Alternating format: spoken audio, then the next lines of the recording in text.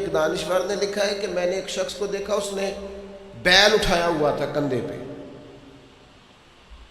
بہت بڑا بیل، گائے پوری کندھوں پہ اٹھائی. تو کہتے لوگ بڑی داد دے رہے تھے کہ یار گائے بندے نے کندھے پہ اٹھا لیا، کمال بات.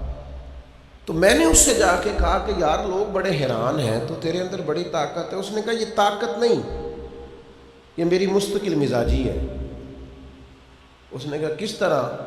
کہنے لگا جس دن یہ گائے میرے گھر میں یہ بچڑا پیدا ہوا تھا نا، ہماری گائے نے یہ بچہ دیا تھا، اس دن سے لے کر میں کندھوں پہ اس کو اٹھا کے 1 کلومیٹر روز چلتا ہوں.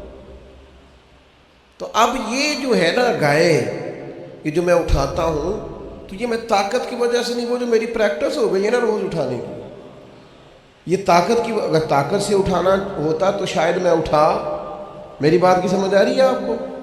اللہ کرے میں آپ کے ذہن تک بات اتار سکوں. آپ قرآن پاک روز پڑھیں، آپ یقین کریں کہ مزہ آئے گا، مشکل لگے گی کوئی نہیں. آپ سجدے کا ذوق تو بنائیں، سجدے کا ذوق تو بنائیں.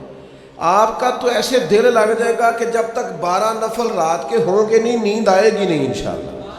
یہ طبیعت بن جائے. لیکن ہم پتہ کیا کرتے ہیں، ہم نے خیر والی چیزوں پر مستقل مزاجی اختیار نہیں کی.